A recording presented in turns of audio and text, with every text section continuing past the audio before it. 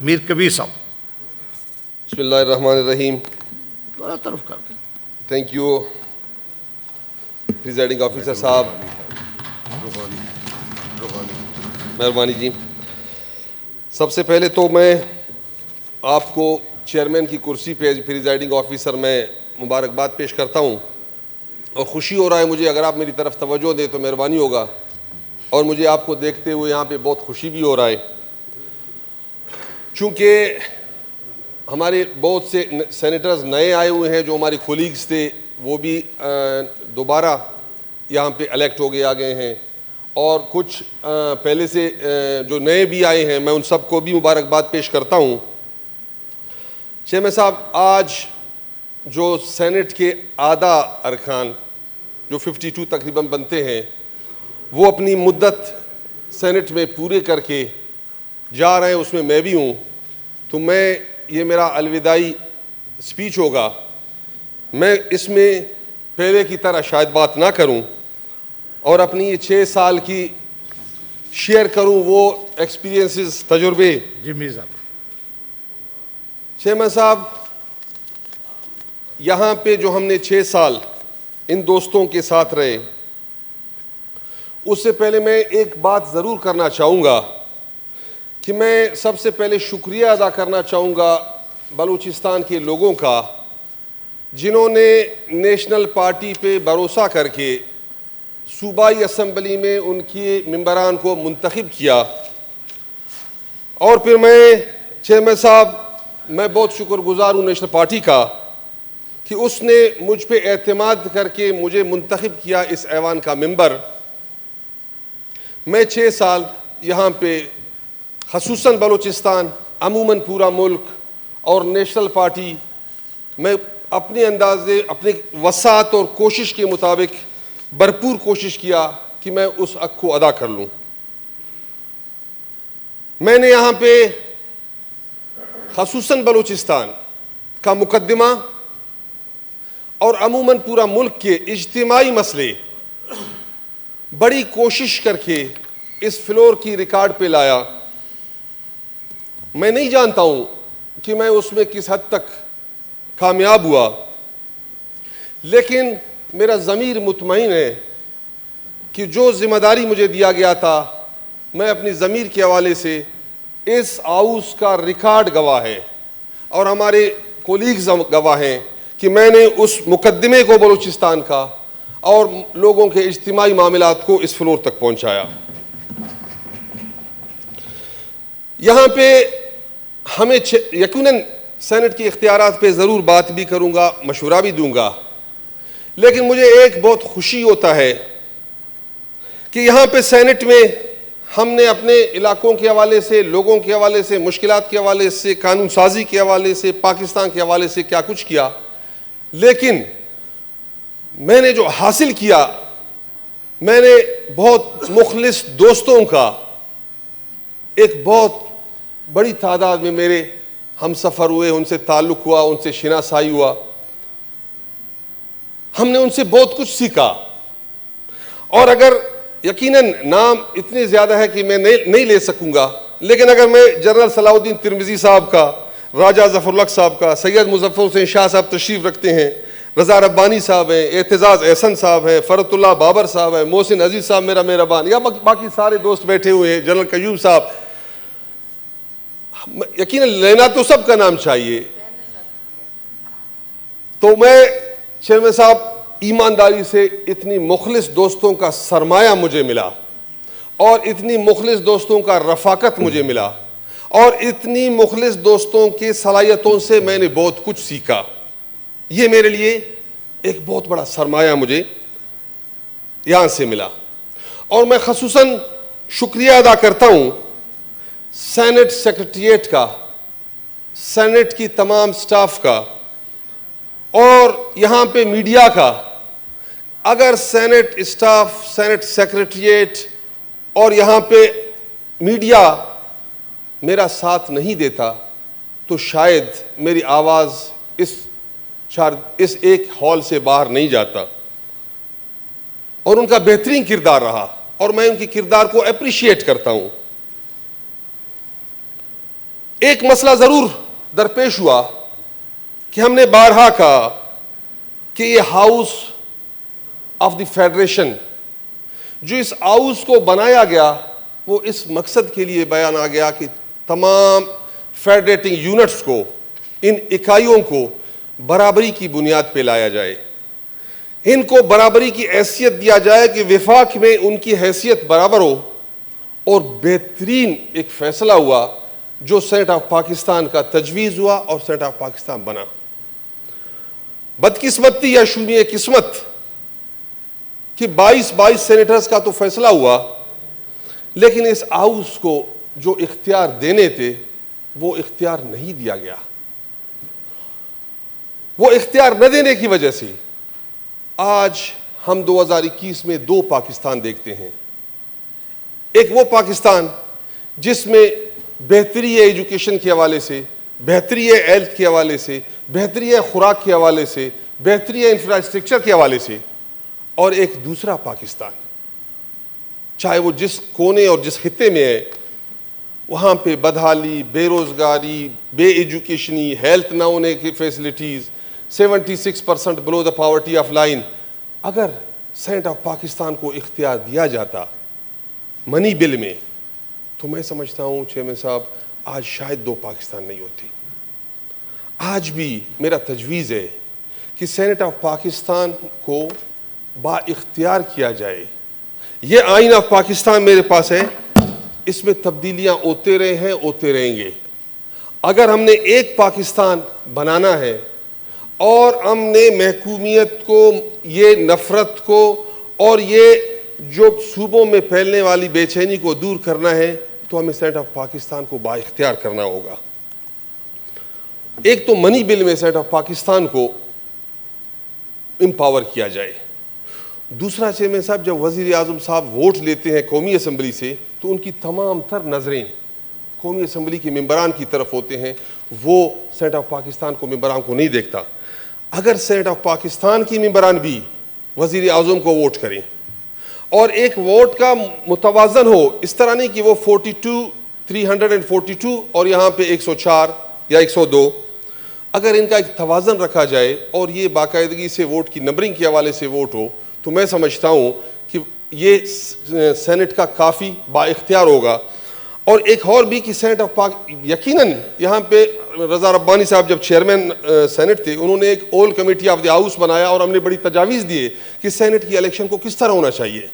Saint کی election کو change کیا جا سکتا ہے، پھر سینٹ آف پاکستان سے بھی وزیر اعظم کو منتخب کیا جا سکے اور سینٹ آف پاکستان کا ممبر بھی وزیر اعظم بن سکے. میں سمجھتا ہوں کہ جب فائنینشلی پاورز ہوں گے تو سینٹ اختیار ہوگا، با اختیار ہوگا. اور اس میں مصیبت یہ ہے کہ ابھی میں سمجھتا ہوں کہ سینٹ آف پاکستان کو ایک ڈاکخانے کی صورت میں استعمال کیا جاتا ہے کہ کوئی بل آتا ہے، اگر ہم بل پہ ہماری رائے ہوتا کہ جو بھی حکومت رہا، جیسا بھی، میں اختیارات پہ بات کر رہا ہوں، اگر سینٹ آف پاکستان نے اس بل کو ریجیکٹ کیا جو اپر ہاؤس آف دا ریاست ہے، اپر ہاؤس دا اسٹیٹ ہے، وہ اس کو ریجیکٹ کرتا ہے تو اس کو فوری طور پہ قومی اسمبلی میں جوائنٹ سیشن آف پاکستان میں لے جا کے اس کو بلڈوز کیا جاتا ہے، وہاں پہ سینیٹر کا کوئی رائے نہیں ہوتا. تو نہ منی بل میں، نہ وزیر اعظم ووٹ میں، نہ لیجسلیشن میں ہم پاورفل ہیں. تو اگر اتنا بھی نہیں تو کیسا فیڈریشن، کیسا وفاقی اکائیوں کا ایک ادارہ، کیسا وفاقی اکائیوں کا حقوق دینے والا ایک ادارہ. تو چیئرمین صاحب کہا جاتا ہے کہ ایک ڈیبیٹنگ کلب ہے. تو میں آج 6 سال کے بعد اس پہ بالکل متفق ہوں. جو کہا جاتا ہے کہ سینٹ آف پاکستان ایک ڈیبیٹنگ کلب ہے، غلط نہیں ہے. وہ کہتا ہے نشستن گفتن برخاستن، اور خاص کر چھوٹے صوبے، جو یہاں پہ چھوٹے کا لفظ کہا جاتا ہے، میں تو بلوچستان کو چھوٹا صوبہ نہیں کہتا ہوں. ہمارے جیسے لوگ، عثمان خان کاکڑ جیسے لوگ آ کے تقریریں کر کے چلے جاتے ہیں، ہوتا کچھ نہیں ہے. اور جب اپنے حلقوں میں جاتے ہیں تو لوگ کہتے ہیں کہ آپ نے کیا کیا، جب ہم کہتے ہیں ہم نے بڑی تقریریں کیا. تو میں سمجھتا ہوں کہ اگر وفاقی اکائیوں کو، فیڈریٹنگ یونٹس کو اختیار دینا ہے اور اگر ایک ہی پاکستان بنانا ہے تو آپ کو سینٹ آف پاکستان کو اختیارات دینے ہوں گے. چیئرمین صاحب یہاں پہ ہم نے 6 سال بلوچستان کی مقدمے کو بڑا بہترین انداز میں پیش کرنے کا کوشش کیا, لڑا. ہمارا صرف مقصد یہ تھا, ہمارے وزیر صاحب بیٹھے ہوئے ہیں, گورنمنٹ سائٹ پہ بیٹھے ہوئے ہیں, یا اس سے پہلے گورنمنٹ بھی تھا, ہم نے یہاں پہ بہت ہارش رویے میں اس لیے بات کیا کہ ہم مجبور ہیں کہ ہمارے لوگ بہت خوار اور عذاب ہیں. چیمے صاحب, میں آج بالکل ان چیزوں پہ نہیں جاؤں گا, صرف ریکارڈ کا حصہ بنانے کی خاطر کہ جی بلوچستان کو ایسا دکھا دے کے دیوار سے لگایا گیا کہ اس ریاست کی فیصلہ کن اداروں میں ہماری فیصلے کا کوئی اہمیت نہیں رہا. پہلے ہمارے 14 MNA صاحبان تھے 342 کے ایوان میں, آج ہماری 18 MNAs ہے 342 کے ایوان میں, آدھا پاکستان ہے. ہمارے لوگوں میں ایک بہت بات رہا کہ جی 52 سے گیس نکلا, آج بھی ہمیں نہیں ملا. گوادر کو باڑ زبردستی لگایا گیا, شکر ہے رک گیا. چیمے صاحب, جزیروں کو سندھ اور بلوچستان کا لے جاتے ہیں, پھر ہم شور کرتے ہیں. اچھا, سی پیک میں ہمیں کوئی حصہ نہیں دیا گیا. سائندک کے سونا لے گئے, بلوچستان کو ترقی کچھ بھی نہیں ہوا. ریکوڈک کا ابھی کہا جاتا ہے کہ جی پاکستان کے قرضوں کو ریکوڈک سے ادا کریں گے. میرا صرف کہنے کا مقصد یہ ہے چیمے صاحب کہ اس جیسی چیزیں بہت بڑا مسئلہ پیدا کرتے ہیں, نفرتیں بوتے ہیں. ان کو مہربانی کر کے, آج یہ گورنمنٹ ہے, کل کسی اور کا گورنمنٹ ہوگا, پرسوں کسی اور کا گورنمنٹ ہوگا, اگر آپ نے ان نفرتوں کو جڑ سے ختم کرنا ہے, ان چیزوں پہ اس ریاست کے اشرافیہ کو, صاحب اقتدار کو, مقتدر قوتوں کو ان چیزوں پہ سوچنا ہوگا تاکہ یہ پوائنٹ آؤٹ نہ ہو سکے. ایک بہت بڑا مسئلہ ہے چیمے صاحب کہ 1947 سے بلوچستان میں ایک انسرجنسی کا سلسلہ چل رہا ہے. وہ کم نہیں ہوا, روز اول سے زیادہ ہوتا گیا. ہم نے نیشنل پارٹی نے ہم نے ہمیشہ کوشش کیا کہ ہم پارلیمان کی سیاست کرتے ہیں, ہم وفاق کے ساتھ رہنا چاہتے ہیں, ہم آئین پاکستان کے فریم ورک میں اپنے لوگوں کے حقوق کے لیے جدوجہد کرنا چاہتے ہیں. لیکن شومی قسمت یہاں پہ بلوچستان کے مسئلے کو زور اور زبردستی اور بندوق کے زور سے دبانے کا کوشش کیا گیا.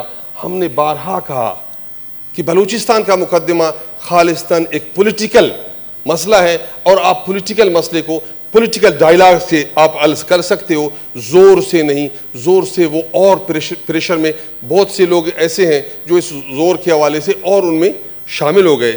تو میں آج بھی سمجھتا ہوں کہ بلوچستان کا مسئلہ خالصتاً پولیٹیکل ہے, اس کو پولیٹیکل ڈائلاگ کی صورت میں حل کیا جائے. اس میں البتہ جب ڈاکٹر عبدالمالک وزیر اعلیٰ تھے, اس نے ایک بہت بڑا انیشیٹو شروع کیا تھا.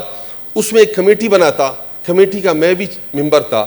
ہم نے بڑی کوشش کی, ہم نے جو بلوچ باہر بیٹھے ہوئے تھے, جو ناراض بلوچ تھے, جو علیحدگی پسند تحریکوں سے وابستہ ہیں, ہم نے جا کے ان کے ساتھ باتیں بھی کیے تھے, اور ہم نے کافی حد تک ان کو چیئرمین صاحب کسی حد تک بلوچستان لانے کی کوشش بھی کی تھی, اور اس میں کامیاب بھی ہوئے تھے. لیکن جب ڈاکٹر مالک کا وزیر اعلیٰ شپ گیا اور باقی جو بیٹھے ہوئے تھے پوسٹوں پہ, نواز شریف صاحب, رائل شریف صاحب, صدرن کمانڈ, جب وہ چینج ہو گئے تو وہ دروازہ بالکل بند ہوا.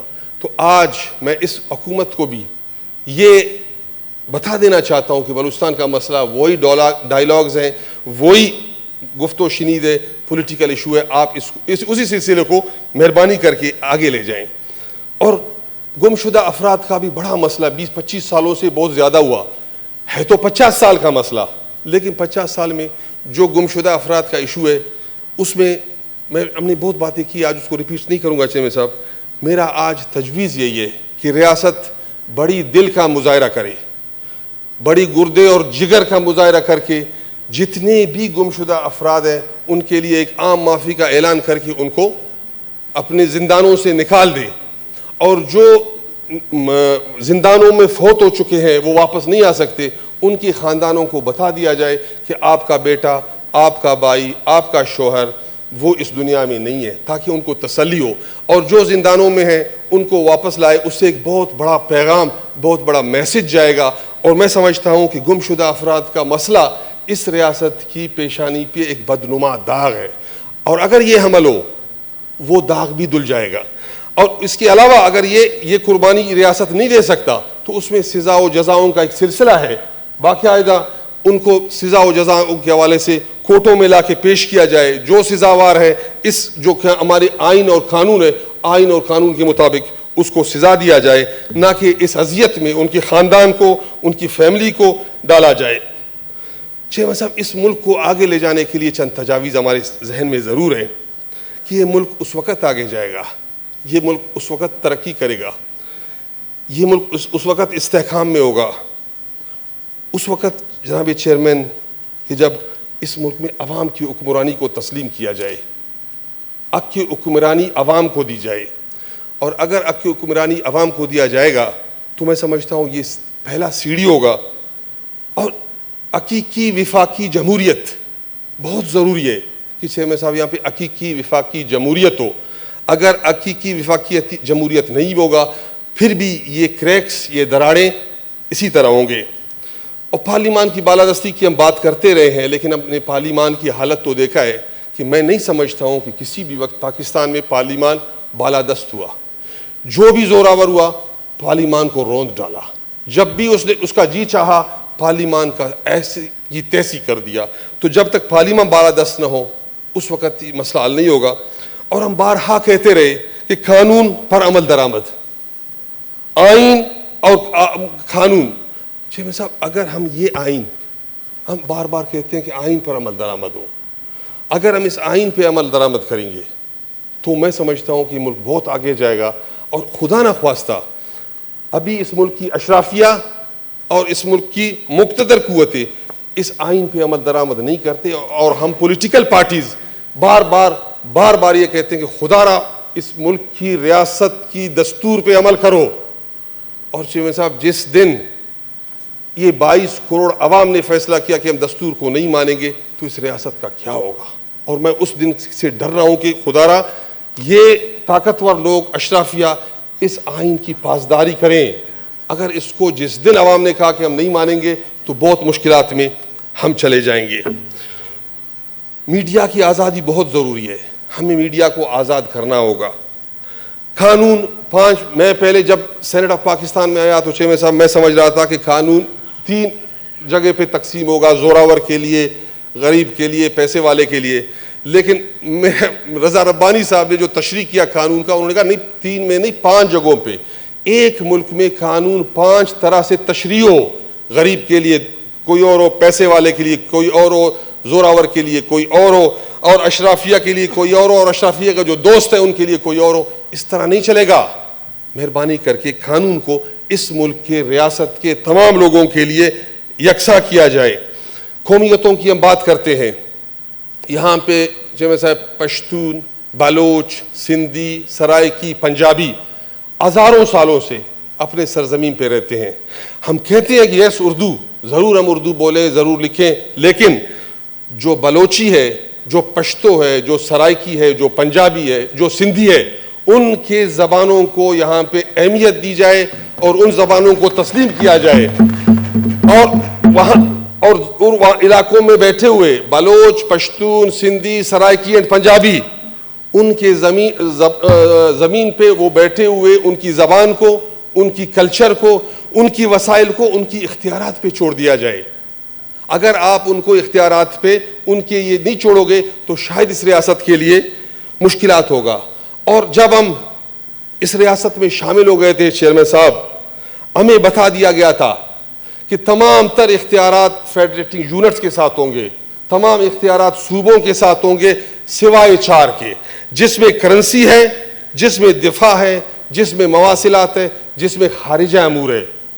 آج بھی میں کہتا ہوں کہ پاکستان کو بہتر کرنے کے لیے, اس ریاست کو مضبوط اور مستحکم کرنے کے لیے جو ہم سے زبان کیا گیا تھا, وہ 4 جو سبجیکٹ ہے وہ وفاق اپنے پاس رکھے, باقی صوبوں کو ان کے اختیارات دیے جائیں, تمام تر معاملات صوبے اپنے خود چلائیں. یہ اس ریاست کی حق میں بہت بہتر ہوگا.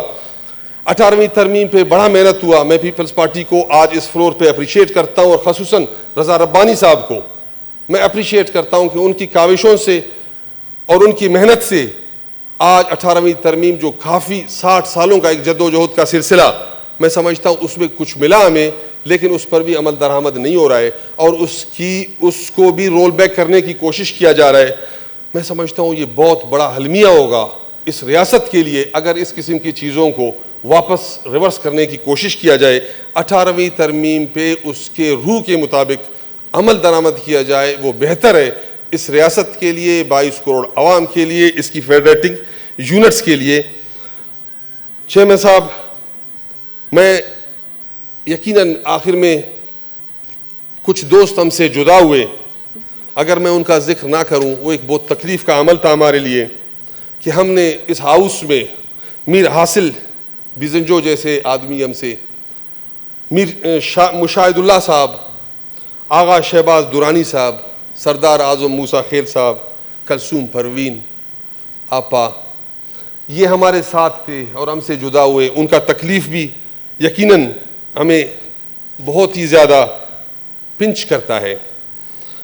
میں چیئرمین صاحب آخر میں وہ ایک شعر ہے شاعر لدھیانوی کا کہ مانا کہ اس زمین کو نہ گلزار کر سکے، کچھ خار کم تو کھر گئے گزرے جہان سے ہم نے بھرپور کوشش کیا کہ ہم پاکستان خصوصاً بلوچستان کے مقدمے کو اس فلور پہ رکھے، ہم نے بھرپور انداز میں کوشش کیا۔ اگر ہم واپس جائیں گے تو ہمیں ایک ضرور کہ ہم نے بلوچستان اور پاکستان کے ایشوز کو اس ایوان کا ریکارڈ بنا کے واپس جا رہے ہیں۔ اور میں چیئرمین صاحب یہ یقین دلاتا ہوں خصوصاً بلوچستان اور عموماً پاکستان کو کہ نیشنل پارٹی پارلیمان کا حصہ رہے، نیشنل پارٹی پاکستان میں پارلیمان کا حصہ نہ رہے، نیشنل پارٹی بلوچستان کے وسائل، بلوچستان کے سائل، بلوچ سرزمین کے حقوق سمیت ملک کے تمام محکوم، مظلوم اور بدحال لوگوں کے ساتھ رہے گا اور ان کا آواز ان کے ساتھ ہوگا۔ ہم کسی بھی وقت اپنے لوگوں سے دور نہیں ہوں گے، چاہے ہم پارلیمان میں رہے یا نہ رہے۔